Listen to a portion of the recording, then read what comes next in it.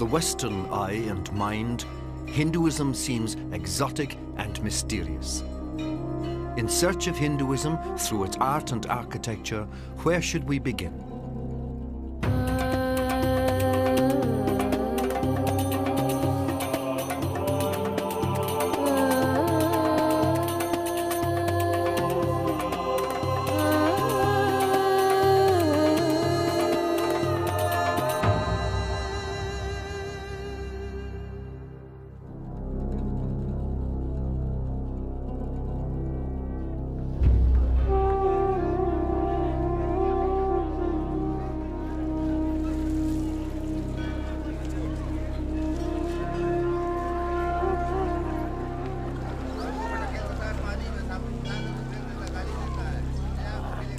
I begin my journey through art and architecture to Hinduism here, in the oldest inhabited city in the world.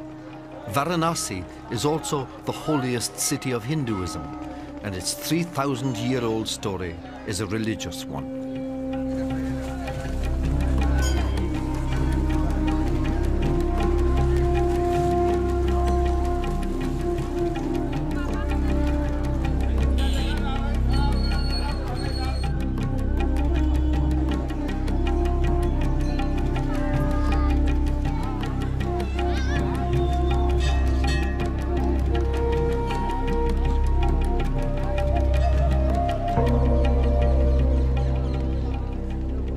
What is Hinduism? Is it idolatry? Is it polytheism, worshipping many gods? How can it not have a founder or prophet, creed, or ecclesiastical institution?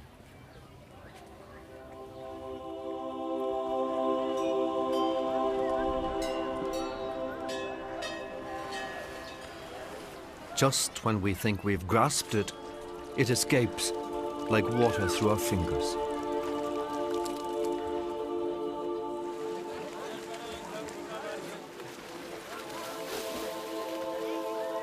The great river Ganges is a powerful symbol of Hinduism.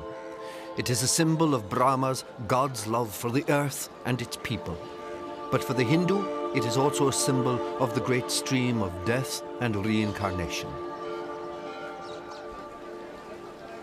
Unlike Christians, Hindus believe life is not just for 70 years, but for millions, even billions of years of life, death, and rebirth.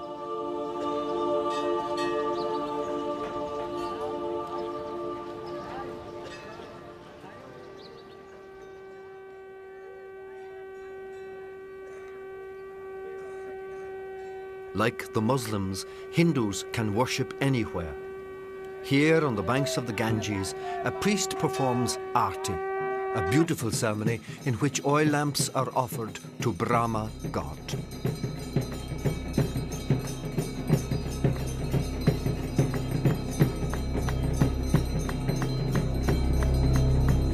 Aarti is a ceremony of thanksgiving for the light of day and for the light of life. It is also a ceremony of humility, when the Hindu says, Brahma, you are everything and I am nothing. All I can offer is this small light, which will be blown out by a passing wind.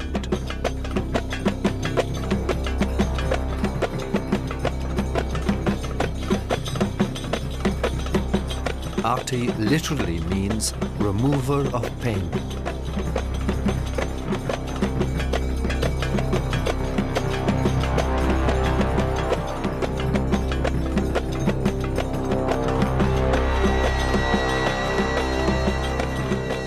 This ceremony is dedicated to Mother Ganges, who nourishes the earth and heals the souls of those who bathe in her waters.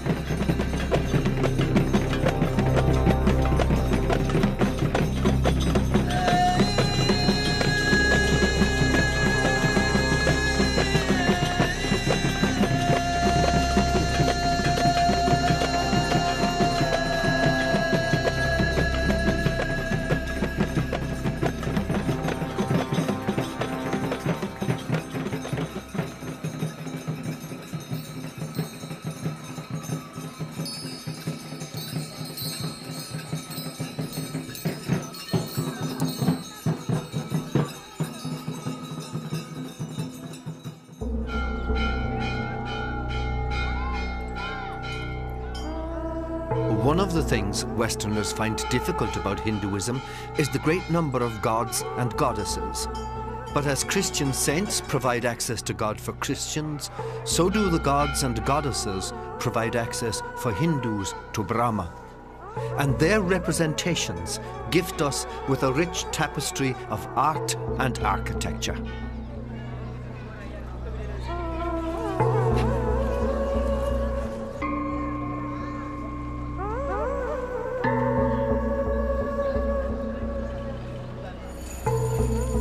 Unlike Christianity, Hindu worship does not focus on temples.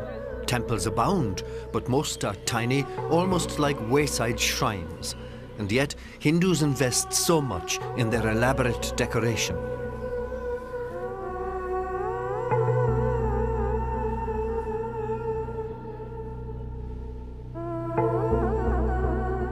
A Christian might argue that nothing is too good for God. The Hindu approach is much more basic.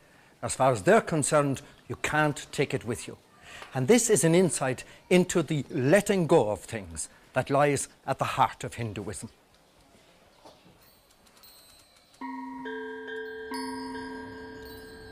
And so, the temples themselves are monuments to renunciation, the giving up of worldly things for another worldly goal.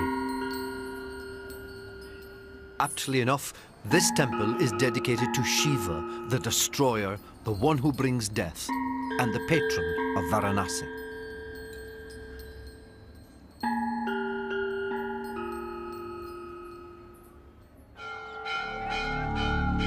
Death belongs to life as birth does, wrote the great Indian poet Tagore.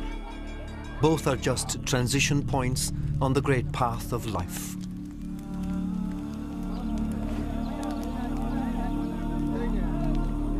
And in the end, Hindus believe we will all arrive at the same point. For the devout Hindu, this is that place. The ghats, or cremation places, are dotted all along the banks of the Ganges in Varanasi. To die in Varanasi is the hope of all Hindus, because they believe they will then attain moksha, liberation from the cycle of birth, death, and reincarnation, and go straight to heaven. Thousands of pilgrims flock here, especially the old and infirm, in that hope. The bodies are placed on the pyres by the Doms, the outcasts. A devout Hindu may not touch a dead body.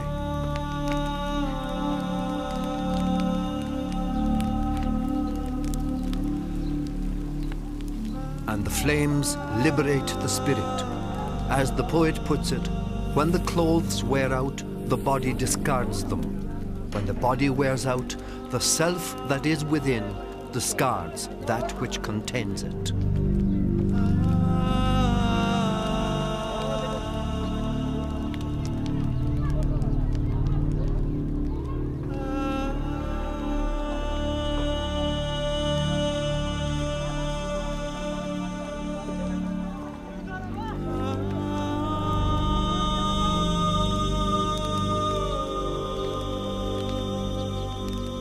These rites of passage from this life to another life cycle may appear macabre to the non-Hindu, but to the believer, they are full of symbolism.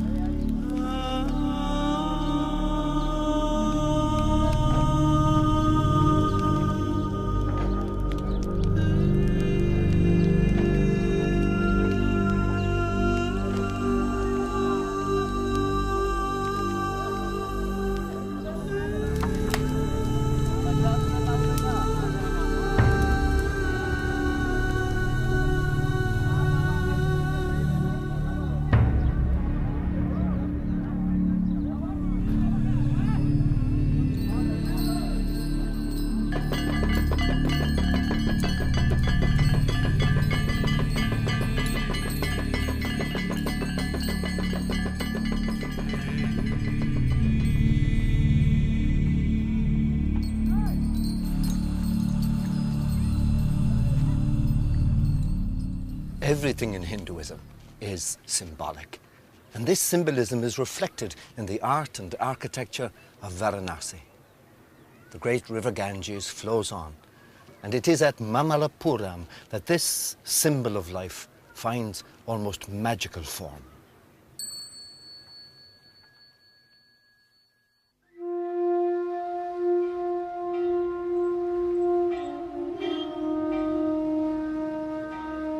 Mamallapuram in the south of India is where the Ganges turns to stone.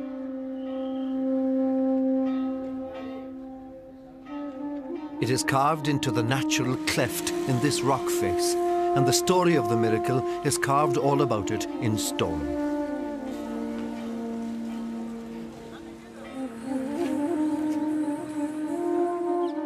Arjuna, the holy man, begged Lord Shiva to let down his long hair so that the holy river might descend from heaven and nurture the earth and its people.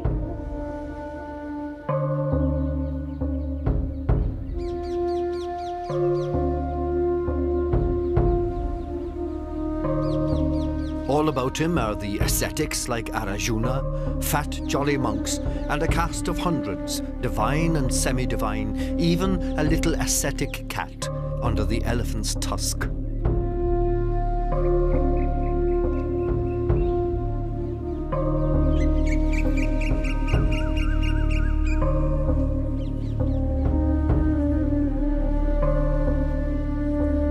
Why was there such a flowering of sculpture here?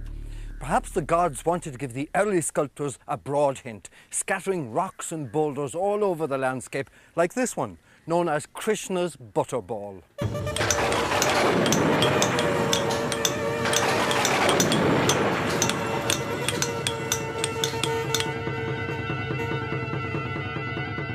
And when they took the hint, they started underground, turning the natural rock formations into cave art, like the Krishna Mandapam.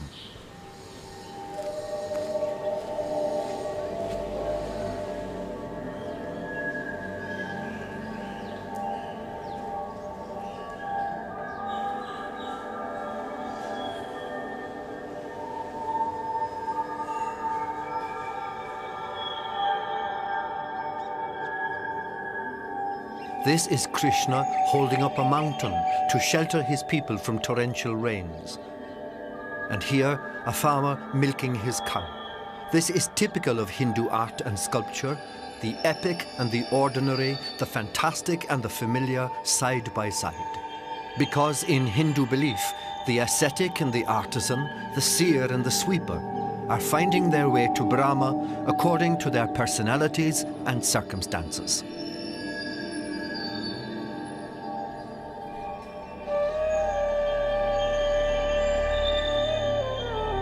They weren't the only culture to begin their artistic life underground. And when they first came above ground, they built their temples of wood, like their houses, with lavish decoration. But in the 7th century, under the Pallava dynasty, they turned the wood to stone.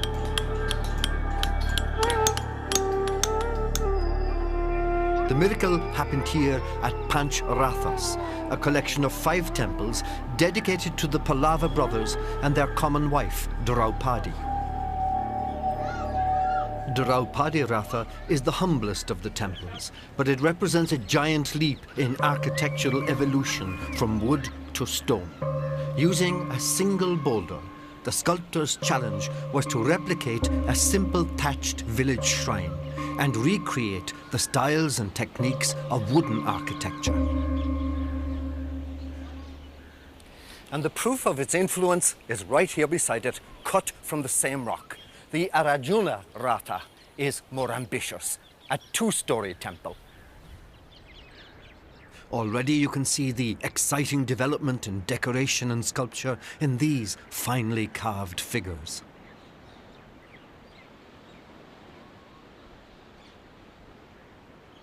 One of the Pallava brothers was famous for his great strength, and this is his temple, Bhima Ratha. Like the strong man, it's a muscular temple with a huge barrel-vaulted roof.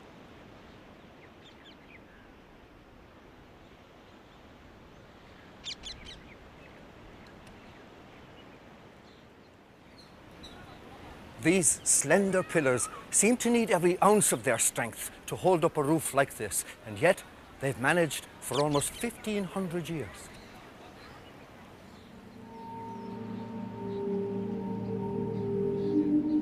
The first sculptors and architects drew their inspiration from the humble village shrine and expanded its form and style in the other temples. The largest of these monolithic rock art shrines is the Dharmaraja Ratha, all of 3 stories high with an octagonal domed roof, and it has something special, something that illustrates yet another facet of Hinduism. This is a Harihara, a sort of half and half statue of Shiva and Vishnu. What does it signify? The Pallava dynasty worshipped Shiva, but some of their subjects were devotees of Vishnu. The Harihara is a token of tolerance from the 7th century and a symbol of Hinduism today. Because Hinduism does not seek converts from other religions, it respects them as coming from and leading to Brahma.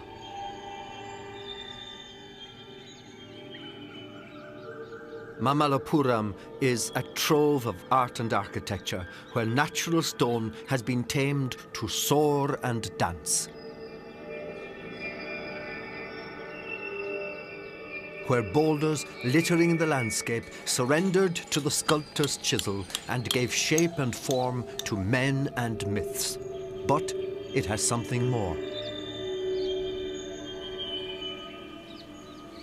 The ancient shore temple was recovered from the Bay of Bengal after generations beneath the waves and sand. It is a tiny treasure house of architecture and sculpture. And in its Holy of Holies, it contains a stone phallus or lingam.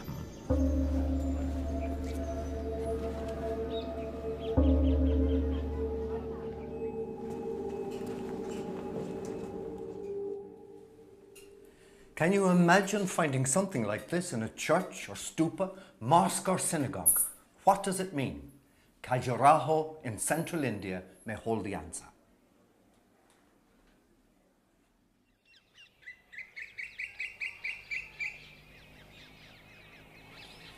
If it wasn't for an inquisitive engineer, I wouldn't be here. In 1839, Captain T.S. Burt of the Bengal Engineers, no less, pushed through the dense forests of Khajuraho and found this.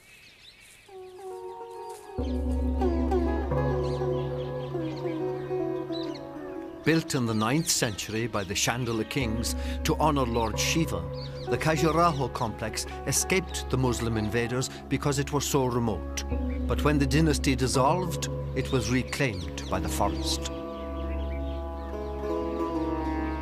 The Chandala era was the golden age of Hindu art and architecture, and the Kandaraya Mahadev temple was the jewel in their crown.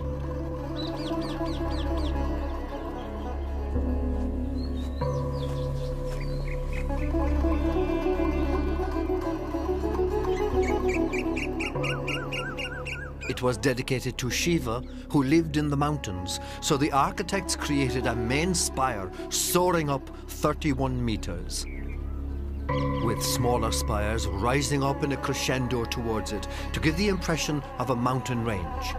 But the artistic, exotic, and erotic treasures are to be found all around.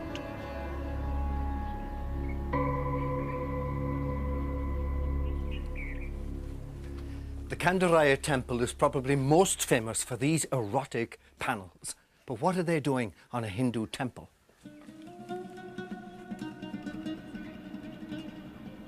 Sex, to many of the major world religions, is suspect, but not to Hinduism. Remember, the Kama Sutra is actually a Hindu religious tract. To the Hindu, sex reflects the creative love of Brahma, who gave life to everyone.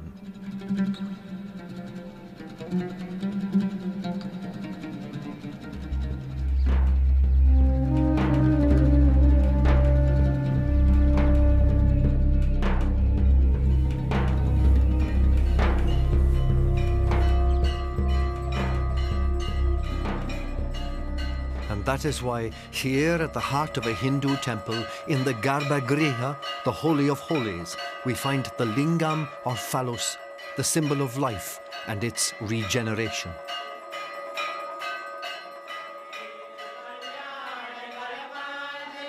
In the Hindu story, the god Shiva and the goddess Parvati are fire and water. When they come together, the world is in harmony. The lingam or phallus is the symbol of Brahma, God's gift of life, and such phallic symbols are found in many Hindu temples.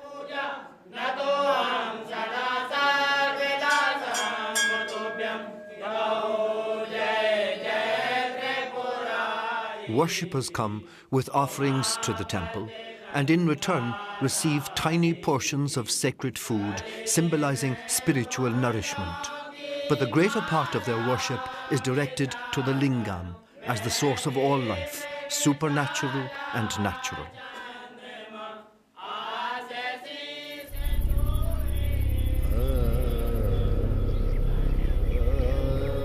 If the lingam symbolizes the male aspect of God, the creator, then the Ganges symbolizes the female, the begetter of life.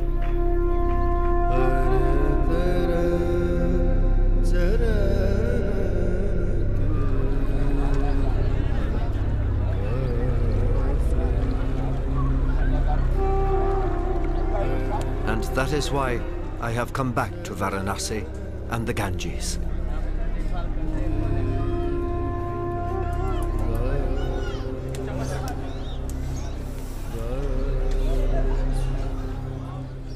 So what have I learned about Hinduism, its art and architecture? Well, that the source of all life for the Hindu is Brahma, the great breath.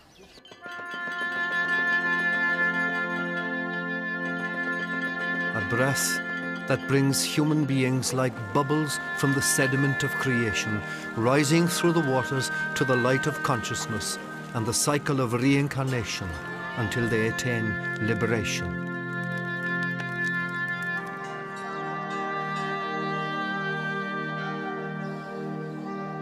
Hinduism teaches that there are many ways to Brahma God, and the many gods are symbols of those ways. And while these symbols find a bewildering variety of expression in art and architecture, it is the deep sense of the spiritual in the ordinary and everyday that leaves the deepest impression on the pilgrim.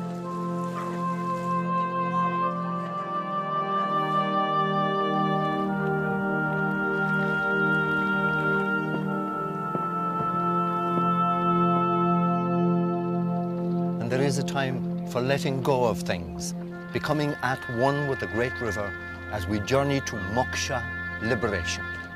There is more, much more wisdom that can never be captured in words, but that is wonderfully reflected in the art and architecture of Hinduism.